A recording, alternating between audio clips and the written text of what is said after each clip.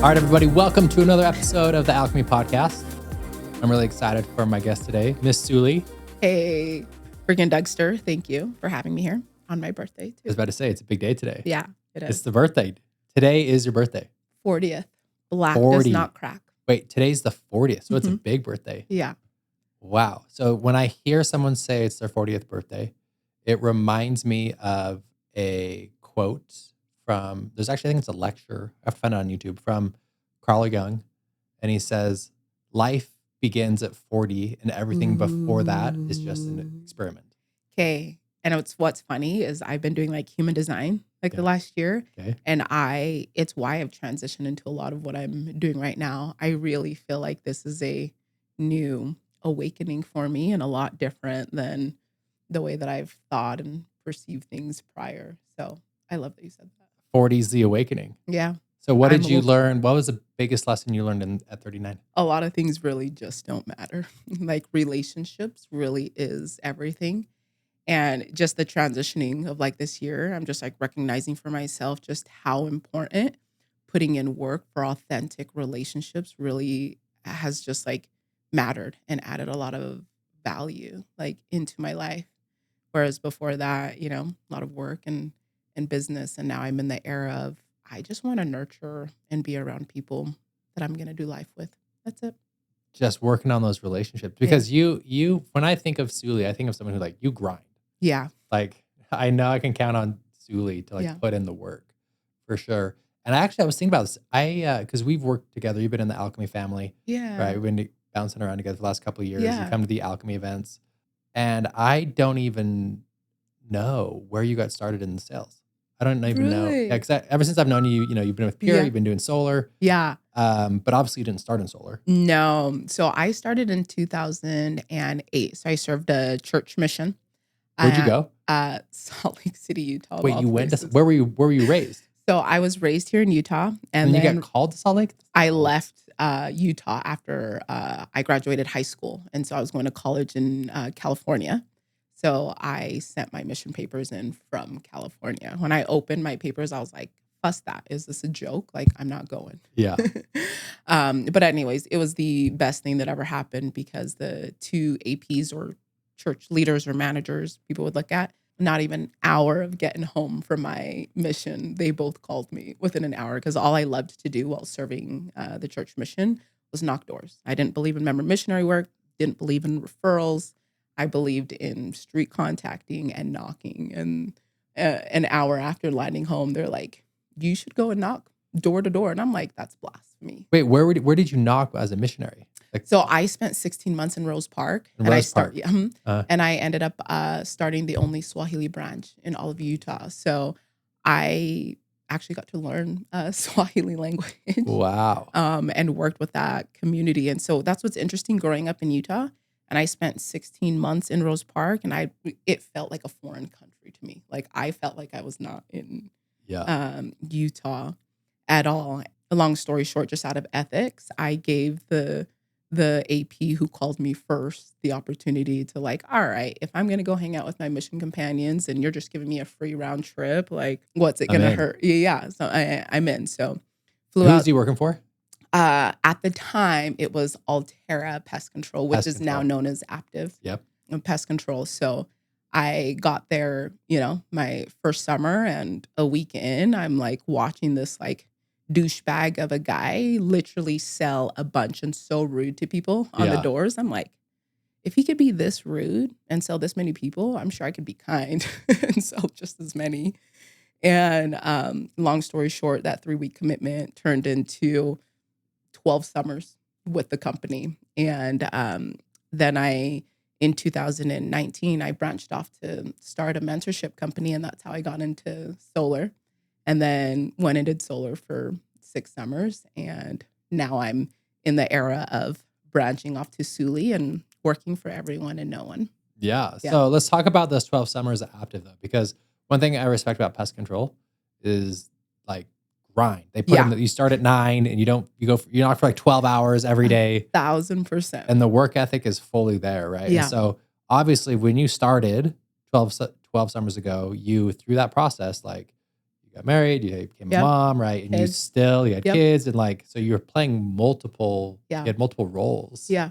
in that. How did you manage evolve with the multiple different versions of Suli as you became, a mother and wife Yeah. and like, all, I mean, Yeah. And today, like someone asked me the question, like a call, like, what are you most grateful for? And I could tear up like in this moment because it's a blessing. Like who you choose to do life with really does matter.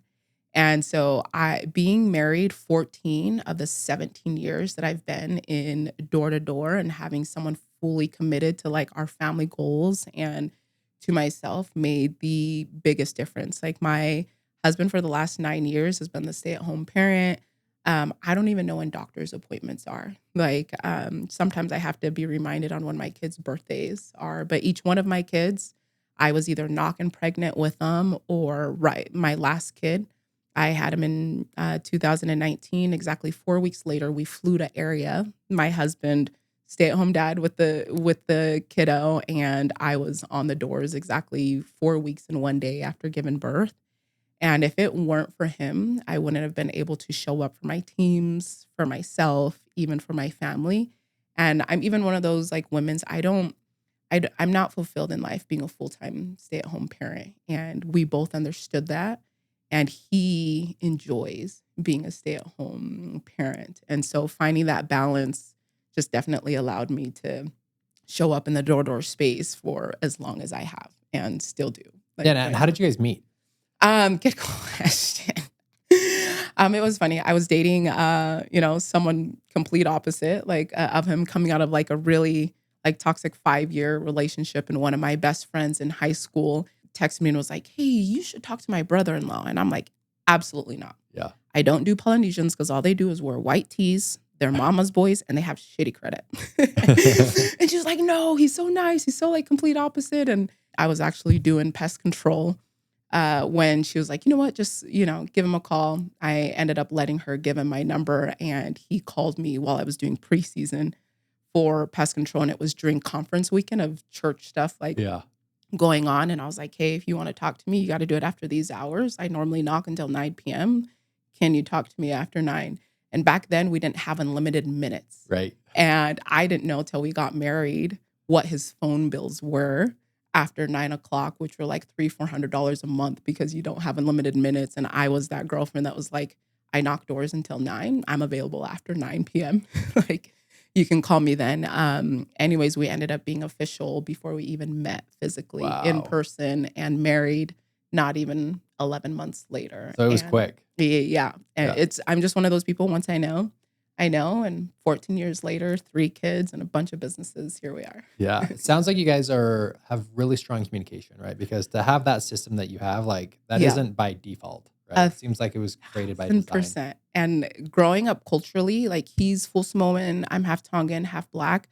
It's very unorthodox and it's very frowned upon, our relationship where he's at home and I'm not. Like I've been disowned, had people tell me that he's going to divorce me, leave me, all these things, but literally the amount of communicating that we do on a regular basis is why we're still here. Do you guys have any best practices for like check-ins or communication? Like how do you guys stay on the same page as you're running all these businesses? He's got the kids, he's got all the back end stuff. Like what is like, is to be daily honest, check-ins? Or no, to be honest, it's like supernatural. So I do Sunday planning on Sundays. And that's when I'm like letting him know like, hey, these are the things that I'm doing for the week. He's letting me know what he's doing for the week. But literally, because we sleep together, it's like every morning, hey, what do you got going on today? Hey, what do you got going on today? It's literally by default that we are over communicating on a regular basis, honestly. That's incredible, right? Because a lot of couples lack in the communication space, right? And that's and because of how much I travel, we have a place in Utah County, and I was traveling like so much. We got a place only like 7 minutes, like from the airport, that we recognize just the importance of being able to like get on the same page, like on a regular basis. And when he doesn't hear from me, like for a couple of hours, he's like, did I do something wrong? Are you mad at me? Are you like whatever? Because we talk so frequently throughout the day. Yeah, amazing. I'm curious, where did your like insane level of discipline come from? Because it's like, Ooh. like some people really struggle with the discipline. I coach a lot of people one-on-one, and sometimes Yeah. I literally have to have calls with people. I'm like, hey, just knock the hours. Like, Literally. go back to the basics. You're not knocking all the hours.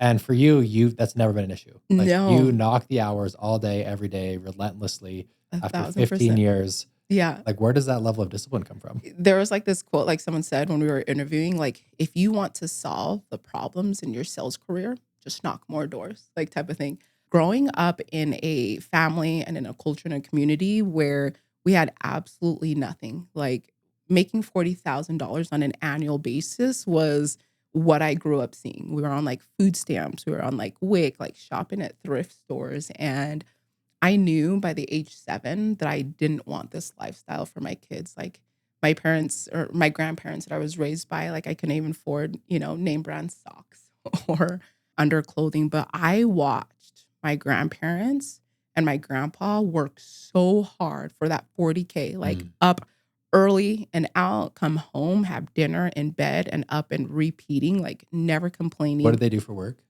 He was a janitor. He didn't do anything special. He didn't do like anything cool. He, security, did all those things, but it was just come home, take off the boots. Like it was just insane work ethic and just like not even complaining. And so like watching my grandpa who brought 11 like children from a different country speaking zero English and making this amount of money on a regular basis, I'm like, what if I put in that same amount of work ethic for something that actually paid well? And my very first summer, I had told myself I was going to be going all in. I showed up to area needing to get a loan from my manager just to pay my car insurance because I was like so broke. And I had Vans, like they weren't even good walking shoes and they were just like holy. And I told myself if I was going to be going all in, like this is what was going to provide for my kids' kids. And that was it for me. It wasn't the flashy cars, even to this day. I'm not that. It wasn't like the big homes, the whatever. I did not want my kids to be able to ever need for socks or for underwear or for anything like that. Like I have like a heart tattoo on my arm for when I'm out there and I'm having a hard day or I'm struggling. It's like, who am I doing it for? Like the dollars doesn't mean anything, but the generational wealth was what was super important to me. And I think just from that, I knew that there was nothing else besides this is what successful people do. I am going to replicate it and not reinvent the wheel. It's what's fascinating to me, Suli, is that that's very much growth mindset mentality. Yeah. Right. There's a lot of people who are raised in your exact same situation. Yeah. And then they embrace the identity. Well, this is who we are. Yeah. Right. I'm never going to make it out. We're poor. We're never going to make money. I just don't have that capability. We're just in that class. But you had the opposite approach. Yeah. Right? Most people in your situation just accept this is who we are. 1,000%. And then very few other people are like, no, I'm going to break out of this. I have the capability, the skill set, the work ethic. I'm going to kind of will my way out of this. Yeah. And that's what's so hard. Where did the growth mindset come from? That for one, but what's even hard for me, like right now with you saying exactly that, and I'm seeing like reps and people who get the opportunity and they're like, nobody taught me financial freedom. Nobody taught me how to budget. Like my parents didn't teach me X. It was literally my 3rd summer in door to door when I started like listening to different podcasts. It was just like, holy cow. There are so many things out there for me that I can apply in my life if I just became like super consistent. And that 3rd summer when I finally got rid of like student debt and everything like that, it was just like massive for me. I am like, what more can I do for myself personally that's going to put me at like a stage in my life where I'm going to be able to grow physically, spiritually, emotionally, in all the aspects. And that this money was just going to be a byproduct of me working on all of the other things. And I felt like the first few summers in door to door, it was scarcity. It was about the money. It was about competing. It was about like, keeping up with the Joneses in the sense of like, okay, stats, numbers, all of that. And finally getting into a point and doing a lot of like personal development work and like, no, everything else is a byproduct of what you really feel about Suli, about yourself. And I wanted to like love and see me for me. So like sitting down with like reps and just other people getting to this space, I've just like acknowledged that like they aren't fully excited about who they are behind closed doors yet, which is why they're still so attached to I wasn't raised to break barriers. I wasn't raised to be wealthy. I wasn't raised they're okay with the victim mindset. But me actually seeing the results like 3-4 years and being around people who were where I wanted to be in life, that was the example and the things that I needed for me to do better. Yeah, I mean, it's such a gift. I look back at my life, and the number one thing I would say that's really separated me to living a life that I'm proud of Yeah. is that I've been incredibly blessed to have exceptional mentors around me. Like the people I was Yeah. surrounded with were exceptional. Even when I was in high school, like the people I grew up with, there's two really strong entrepreneurs on my street, Stan Hansen and Dave Ayer, right? Shout out Stan and Dave, right? Like very successful businessmen. And so when I was in high school, they were like my leaders. They had with church and with community. And so and then I kind of evolved and I met Casey Bob when I was 18 and he kind of took me under his wing. And I look back and I'm like, oh, that accessibility I've had to exceptional leaders has made probably the biggest impact on my life. Right. And that's set aside from my mom and dad, right, who are also exceptional people in my life. And so it sounds like for you too, there was always people around you who probably saw the best in you, who wanted more for you and like kind of gave you the roadmap of how to grow and expand. And so as you look back at, your career to this point, and you still have a beautiful career ahead of you, like who are some of those people that really made an impact on how you viewed the world and actually saw, a higher, more expansive version of Suli than you saw for yourself? A lot of people aren't, I feel like, as lucky as I was in like the manager aspect or like mentors. And even just from the very first summer, like Travis Williams, like the Williams family, like I call them, they were legit like the best people for me getting into the space. Like I watched these wealthy people picking up pennies in between doors so that they wouldn't have to spend money on Chick-fil-A and they can just spend all of their money on investing. I like later 3 summers in, I ended up hiring my manager's dad, who was like this entrepreneur, top like closer and like flooring and all of that. And he became like my mentor. Like if there's one thing I could go back and do differently, it's definitely like spending money on myself, hiring a mentor way early on. And I waited until like 3-4 summers in when I earned it to utilize him. And my kids to this day will like call him Grandpa Williams. Like the personal like things that he was teaching me, like the financial, and then like getting like further in my career. Yes, like the Casey Boss, even like you, Doug. Like I find this like so funny when I'm sitting and people are like, "Oh, well, what do you want to do with your coaching?" And I'm like listing, I want to be as influential as Tessa. I want to be influential as Doug. I want to be influential as Casey. Like it's a different aspect in my life right now, wanting to create the amount of impact that some of you people have just created a ton for me. And I've just found that that's more of the value in life, is showing up for other people the same way some of my mentors showed up for me. Well, thank you. I've loved working with you and whatnot. And so I appreciate you seeing that in me and whatnot. And so, and vice versa, like I see you have an impact on so many people. Yeah. Right. And so let me say this, for a struggling sales rep, right? Someone who's like, I've been doing this for a long time, right? Making good money, but I'm kind of stuck, right? In my experience, a lot of that goes back to self-limiting beliefs. There's like a story, right? We say in Alchemy all the time, you don't have a sales problem, you have a personal problem blocking your sales. Right? It's very very clear, right?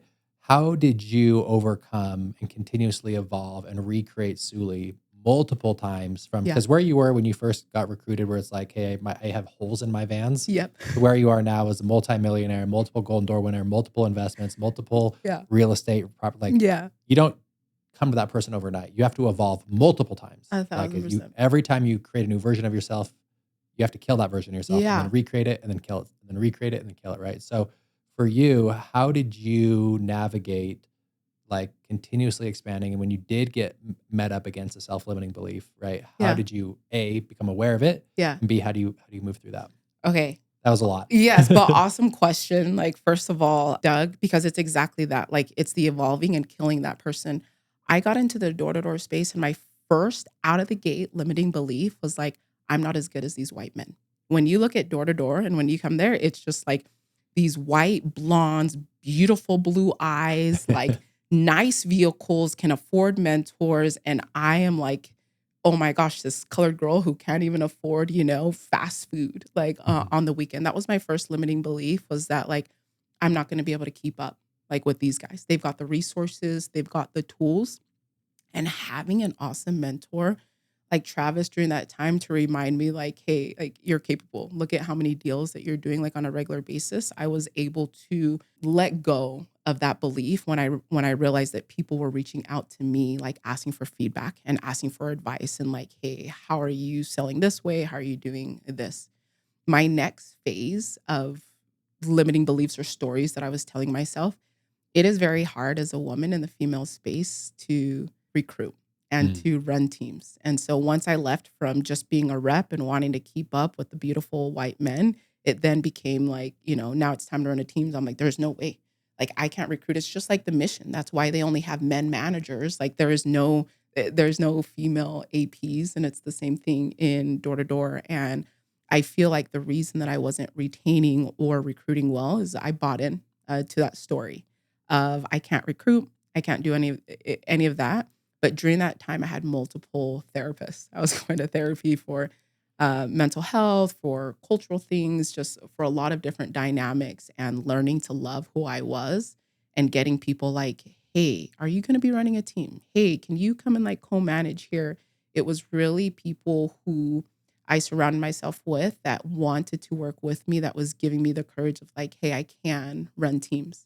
And so I did that for a decade and kept resurfacing and rebuilding and doing everything in that aspect to now where I'm at in my season in my life. And someone asked me this question just a week ago on my one-on-one coaching, like, hey, why don't you do masterminds? Like, hey, why don't you do like X? And I'm like, I'm not as good. And I literally said, I'm not as good as like the Dougs. Like, I'm not as good as like the Taras. And it's like this insecurity of I'm in something new and I'm learning and I haven't done it yet, but I'm going to do it anyways. And I'm going to be scared and I am going to do it until my thought process is going to line up with the vision that I have for myself. And I think that's what the common denominator for me throughout every season and throughout every change that I've had in my personal life. I never steered from putting in the work and having the systems in place until those stories that I was telling myself would match up with the action. So even now, I'm insecure in a lot of things and I'm like fearful, but people don't know because I'm going to just keep like showing up until the stories that I'm telling in my head go away. And then it matches with like the actionable items that I see in my personal life. That is so good. And one thing that I'm noticing, this is what my next book is on increasing your emotional capacity to feel discomfort. Right. True success is right. I can manage my emotional discomfort. And what I'm hearing, what you're saying is that you have actually a really beautiful relationship with your fear. Yeah.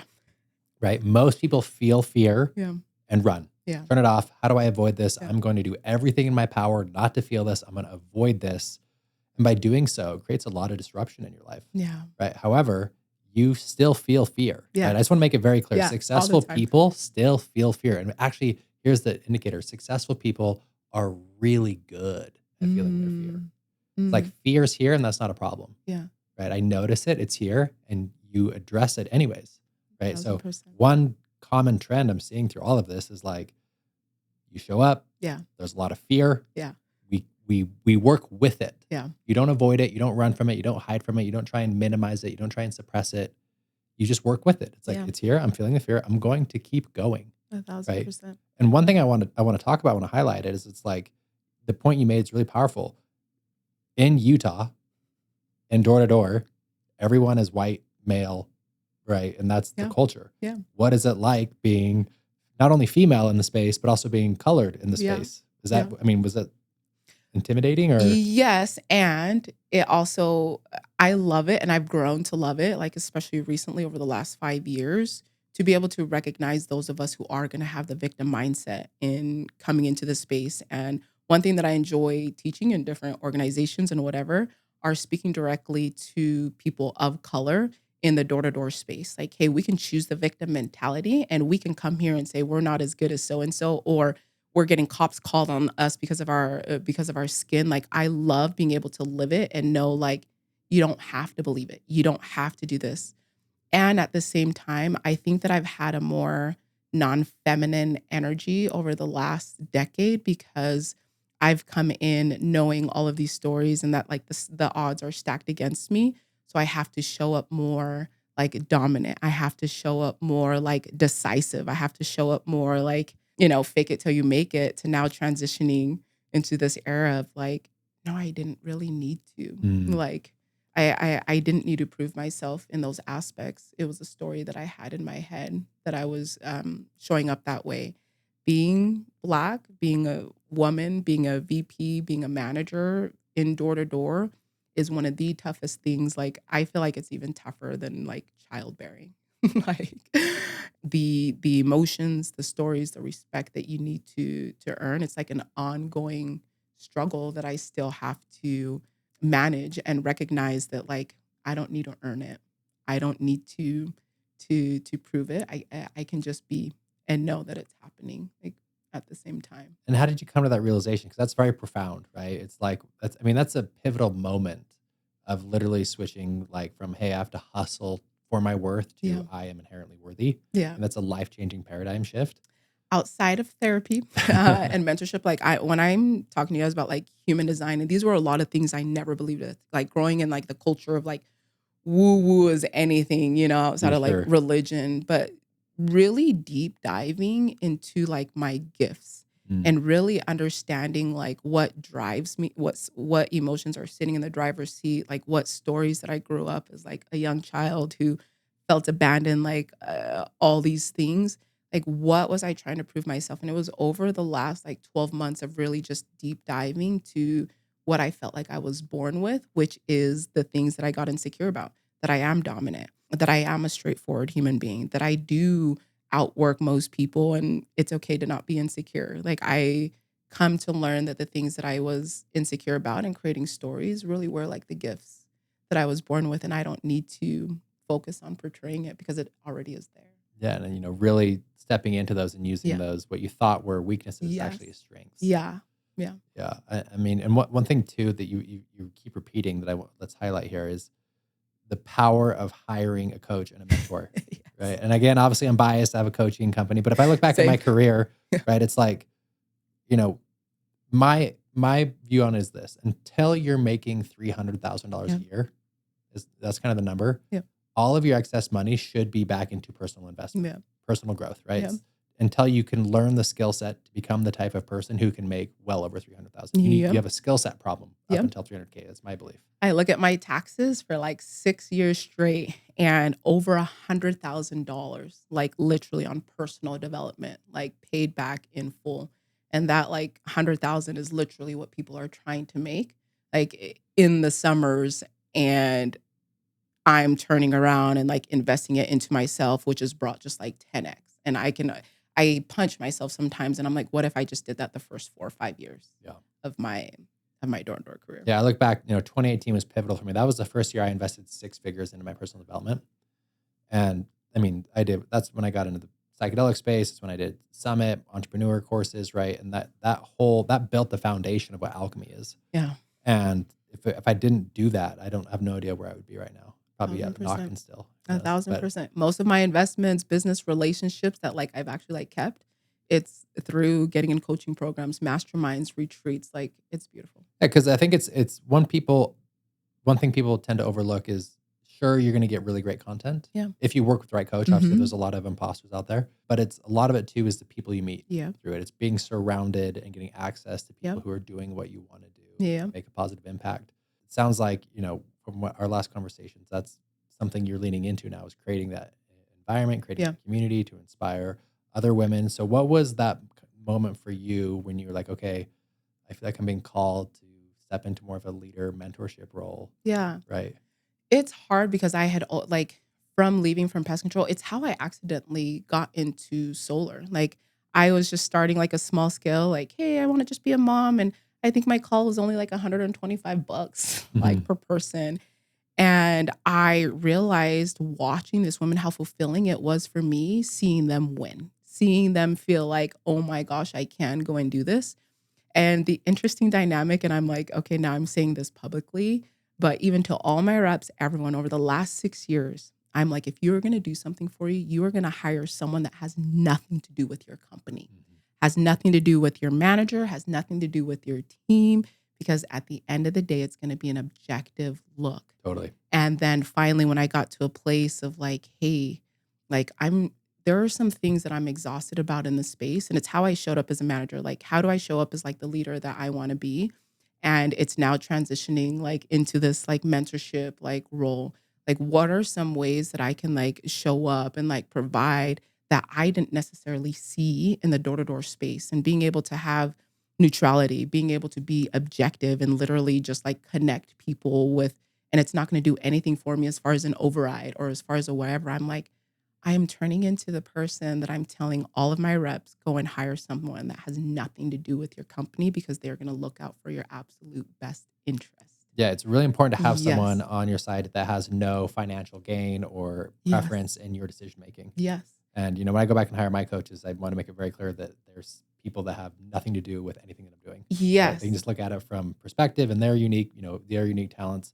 Because if not, you're just going to get sticky. Yeah. And it also goes back to like my mom aspect too. Like, I don't enjoy being a full-time stay-at-home parent. And I'm like, what can I do at home that's still going to create impact into a space that I'm absolutely grateful for, while still showing up as a mom, as a wife, and not necessarily needing the finances to pay for my bills. Like, that's what I had like recognized when I got into the space. Like, people just trying to like make a living, which is, awesome. And finally getting into a space where it's just like the financial freedom is there, and I can truly like create value without like, no, I need all these people to like sign up or whatever. One, I'm still creating this like scary story like in my brain, but at the same time, I'm like, I can do this until death. Like, I wake up fulfilled seeing women tell me that they are finding wins just in their personal life because they're having hard conversations with men. Like, I can see women who are closing better because I'm showing them a different dynamics to show up in a feminine energy inside the homes. And I'm truly fulfilled, like today, like right now, even having this like conversation with you, there's no like money or anything involved. And I'm like, it's an awesome day. Like, I love this. Like, this is how I want to die.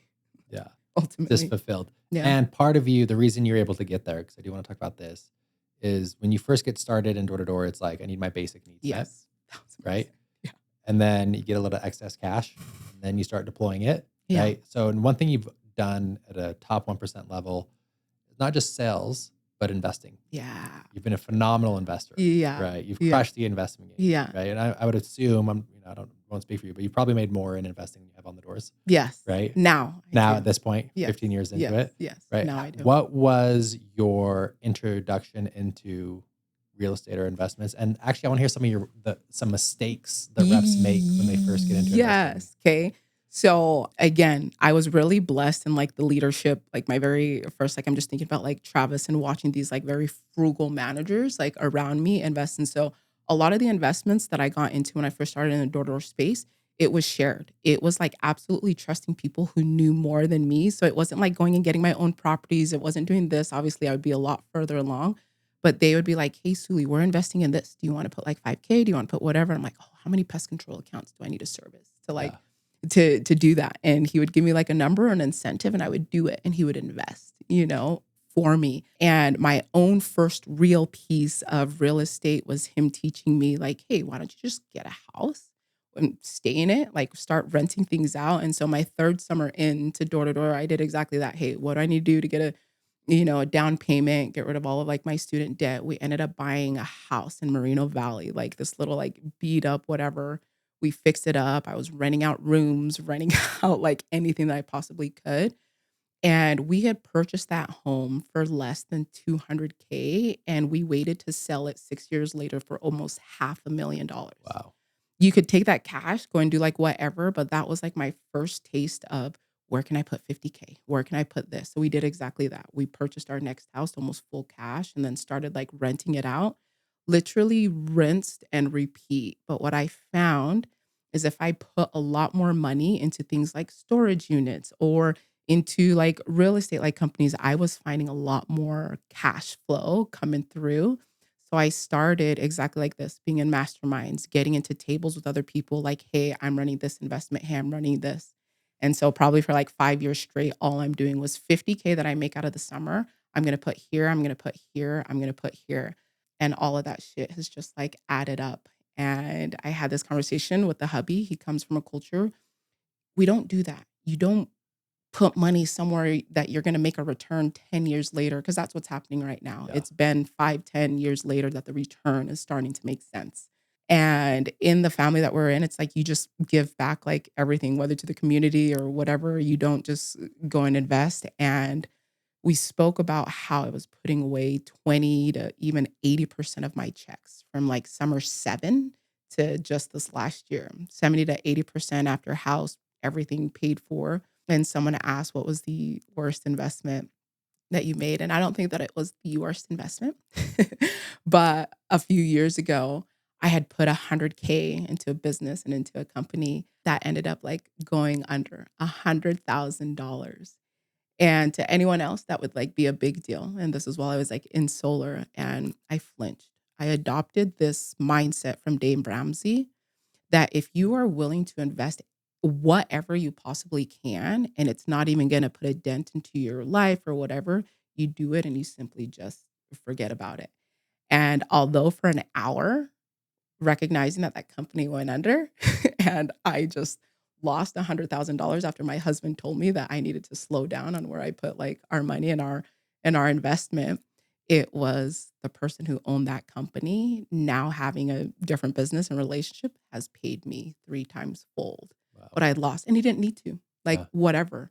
It was just the principle of simply, hey, you're not going to like flinch if this is going to be the amount of money you're going to invest into multiple different things. Wow. Yeah. And what are some of the mistakes you see reps make when they want to get into investing? Like, what are some things you see? Yes, it's just the analysis paralysis. Like, I feel like in any, like, I think that one of my gifts is just, it's just like that gut. Like, I'm an action taker, and it's simply like, I am going to trust and be around people that I know who are experts at what they do. So there's going to be a lot of reps who are making the mistake of like, I need to hit X before I go and do this thing. And I wish that for my very first summer that I had put a little bit away to get into investing, but it was such a scarcity mindset. I wanted to keep it all. And like, for what? Fast food later. Sure. Like, Yeah. It's just that time in the market is better than market timing, right? You just got to get in the game. And that's one thing I tell a lot of the people I coach. I'm like, just get in the game, right? And 1000%. reality is I think it's, you learn more by getting in the game and losing, right? Because then it stings. Yes. And it's painful. And I've lost on deals before, and it's just like, now you're like, okay, I learned that lesson. 1000%. But we're not going to learn if we don't go do it. A lot of people just feel like they need to know everything investing before they get in. I mean, I had that same thought process. And so again, I'm just grateful for people who are including me into like deals. And I try to do that now, even as like a mentor. I'm like, hey, I put money, into Casey Bot. I put money into like this place. I put money into here, and not like shoving it down people's throats, but giving people opportunities to like, you can put 5K here, 25K here. And people need to hear that too. Yeah. I want to transition because by the time this podcast comes out, it's going to be middle of August. Ooh. So about 2 weeks from now. Okay. Right? Towards the end of people's summer. And August, and better than anyone else, August will make or break your summer. So I want you to just to speak to the summer sales reps right now who are in August, who are like, it's that time of the year, and the mental exhaustion is in, the self-limiting beliefs are in, they're burning out, right? Yeah. And I'm curious from your perspective, what makes a great August rep versus the rep who quits overnight? I'm sure you've had those meetings. Like, it's the best. It's the middle of August. You're running correlation. Yes. You're like, hey, where's Steve? He's like, oh, he packed up his bags last night. He's halfway across the country. He's already already home. Yes. We all know that like concept or that motto. It's not how you start. It's always like how you finish. And for me, coming into the months of August, some of the questions that I'm going to ask my teammates, and I'm going to be asking like my reps, how are you going to feel in December when you can afford that trip that you wanted to go on, to Cancun or whatever? How are you going to feel come January when you told yourself you were going to have an investment property and you don't even have the funds because you didn't complete, like the end of summer? For me, like just adopting the mindset of like the fear of losing what I could have had just hurts a lot more. So I'm going to say, screw all the stats, like stop checking the company stats, stop comparing, and like literally put your head down and focus on the things you can control. What time are you waking up? Are you spending 45 minutes like in your craft? Are you on the door 7+ hours every single day? If you just cut out all the noise and simply just focus on those 3 things, and remember, come December, January, you are going to be a lot more happier with yourself knowing that you didn't give up, knowing that you gave it your all, knowing that you did everything in your power to simply get to the lifestyle that you wanted, than as if you just half-assed it like the rest of the summer. You literally have maybe 2.5 weeks left. If your kids had a camera to your t-shirt, your kids now or your future kids, would they be as happy about your performance as you? So good. Yeah. So good. One thing that I share a lot too in these moments is you got to look back, like how much went in, how many things you have to do to earn this moment Yeah. of suffering, right? You can't manufacture the suffering. You had to do all of preseason. You had to do all that recruiting. You had to do pick your market. Yeah. You had to do the first part of summer, Yeah. right? To get to this moment where your soul is exhausted, Yeah. like the breaking point. And we know that all growth is uncomfortable, right? And you can't manufacture this moment. So it took a year just to get here to see if you are willing to expand. That's true. Yeah. Like, and I would say this, that the deepest part of your soul actually deeply desires to be in this moment because this is where the growth comes from. And you can't hack it. And if you fail, right, this time, you're gonna have to wait another year to get the opportunity You're to right. see if you can expand Yeah. your capacity for discomfort. Ooh, you're freaking gold, Doug. It's so, and I love this moment because it's like you earned this moment. Yeah. Do not miss this opportunity Like literally spent a year. Yeah. to get here. You Wow. can't, you have to go through a whole year's worth of work To get back to redoing this. get to this moment, right? Wow. Just to earn, to be in this opportunity, to just really push yourself to see if you can expand. And so That's I love huge. it. I love it. Yeah. Right. And if you quit home and go early, that's fine. Yeah. But the next opportunity for serious soul growth at this Yeah. level, you Will have be to a wait year another from year. now. You have to wait another Wow. year. Doug, that was money. That Yeah. was a mic drop right Yeah, there. it's a mic drop on that. Yeah. And so I love August. I love it. Right. And no one, and I'm sure you've did, how many Augusts did you do? 17? Yeah, this is legit. Like this will be my first time I'm not running Yeah. a team or in it, but it was 17 summers straight. I was doing the 150 knocking days Yeah. every year, whether I was pregnant, whether I just had birth, whether I got disowned, like it didn't matter. It was 150 days I was committing to. I mean, that's the next level, right? Yeah. It's just the level of discipline and self-confidence it takes to do that. So I'm curious, looking back at it, because I do want to get into a little bit of sales training here, because this is, Cool. Alchemy Podcast, right? And you're 1% sales performer, right? How many golden doors do you have? 3. You have 3 golden Yeah. doors, right? Insane work, right? So on a foundational level, because not only are you a great performer, you're also a great trainer, Yeah. right? What are some of the most common mistakes you Mhm. see people make, and Mhm. where are reps focusing on the wrong thing? Yeah.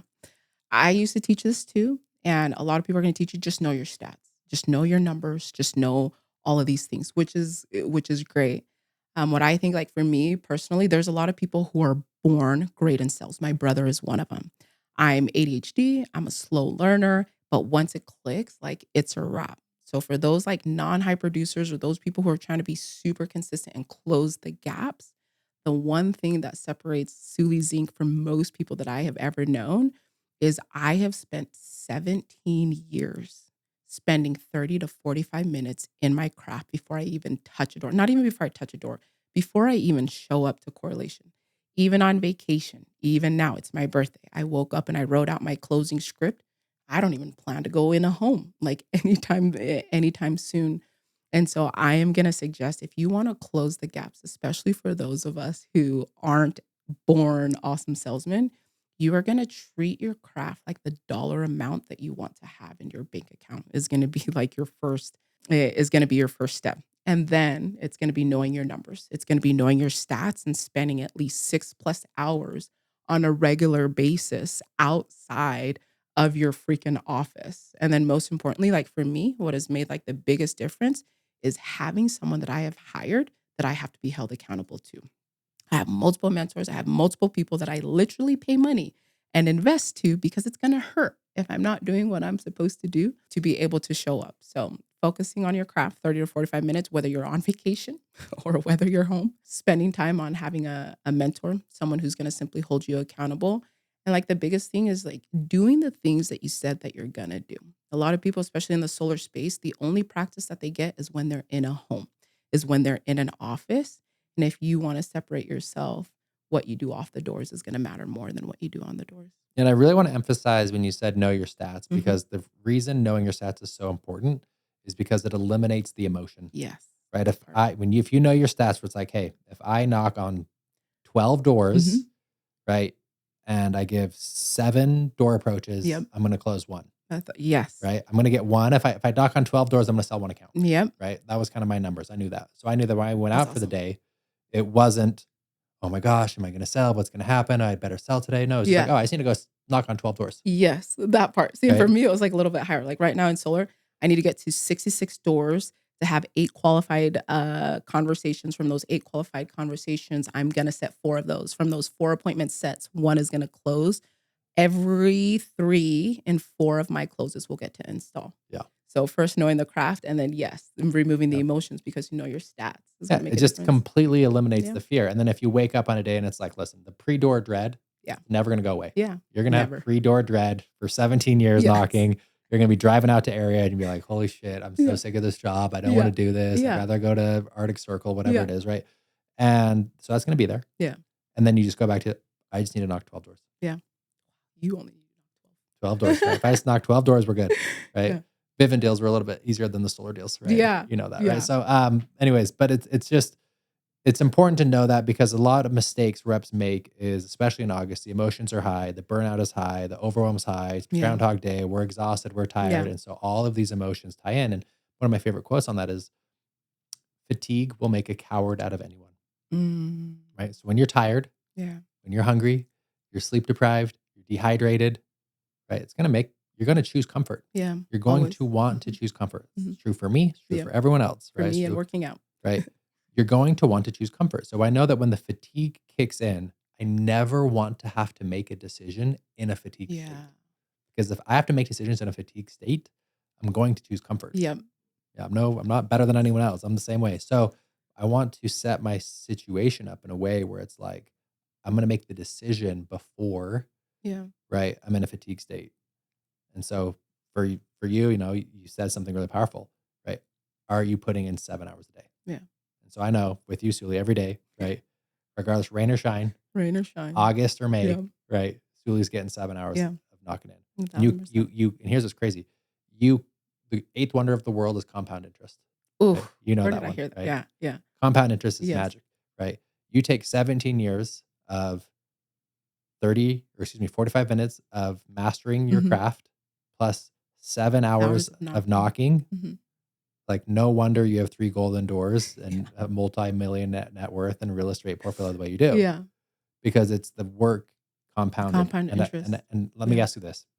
Just if you had to guess, what percentage of the last 17 years, when you woke up in the morning, you weren't in the mood to do that? Oh, every day, Yeah. especially running teams, 100%, y'all. Yeah. Like 100%. Like every day, it was scary. Hey, my husband quit his job. Like, is it worth it that I'm gonna go out there and get 7, 10 deals a day? Like, my anxiety level is always top tier, 150 days out of the year.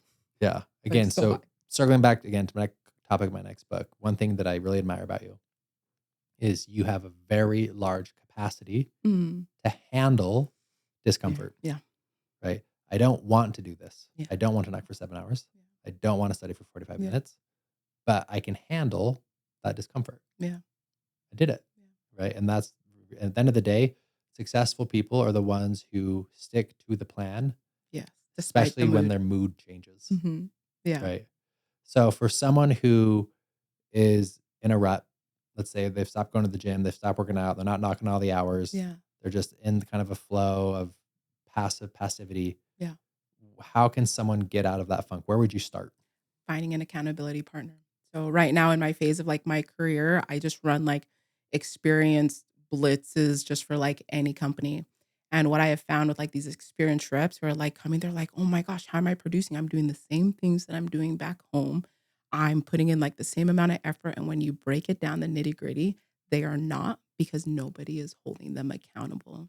And the first step is going to be that. Who can you find that is not in your office that you can either pay, do, that is going to be asking you every 3 days, where are your goals? What have you hit? What's going to be the return if you don't? And definitely starting with getting back to your craft and getting back to the basics. But I'd say first step is going to be finding an accountability partner.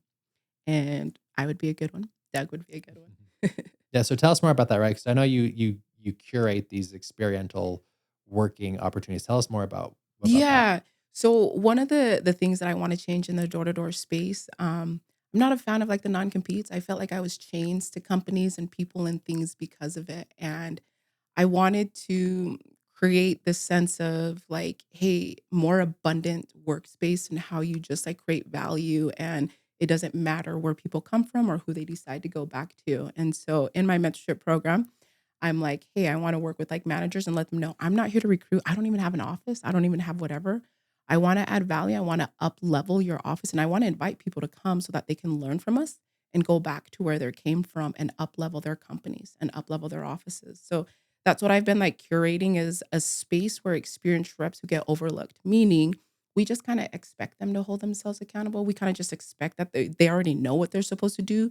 So we just assume it. And it's not. And I have found it over the last 9 months, as I've been doing it on my own, that the experienced reps are getting looked over because we just expect them to hold themselves accountable. And so on these blitzes, it's just like, it doesn't matter who you work for, who you're whatever. I'm not looking to recruit like to you, but you're coming on and you're getting the accountability from me. Like I am giving like next level sales training, like in person. I have found a lot of these reps aren't even having a regular correlation, and they don't even have managers who's teaching them different principles or things that are going to be helping them personally. So this is a space where they get to come, get their cups filled as an experienced rep, get one-on-one feedback that they typically don't get back home, go back to whatever company or markets that they're from, and hopefully up level the organization that they're coming from. And it's creating that awareness that just because your managers isn't teaching you this, just because your company isn't doing this incentive, it doesn't mean that you can't get up and create it like where you're from. And that's the awareness that I'm trying to create and build, is teaching people how to become their own mentors, teaching people how to teach themselves, and not have this mindset that like I can only do X because that's what my manager or my company is teaching me. And that's kind of like my motto with my mentorship program, is just teaching people how to mentor themselves. So beautiful. And if Yeah. someone were interested and wanted to understand more about these trips you run and be a part of your program, Yeah. how can they find you? So you can just find me on Female Knockers Unite. Like I have a link on there. I have another blitz coming up next month in Hawaii. Again, I don't care who you work for. I work for everyone and no one, so it doesn't even matter. And it has my links to like my different mentorship programs and things like that. My next one, I only run them during the summer. So my next mentorship group program will happen next summer in April. So get on the waiting list. Inspiring, Suli. You're so Thank you. great. Thank you for coming on, and happy birthday. Thank One of you. my favorite people on earth. So thanks for coming and sharing your wisdom with us. Yeah, thank you seriously, Doug, for like making my day. Like you are definitely one of my examples for where I'm at in my life. So simply just being in this room, I want more people to fill it. So thank you for helping me make my day. Big love.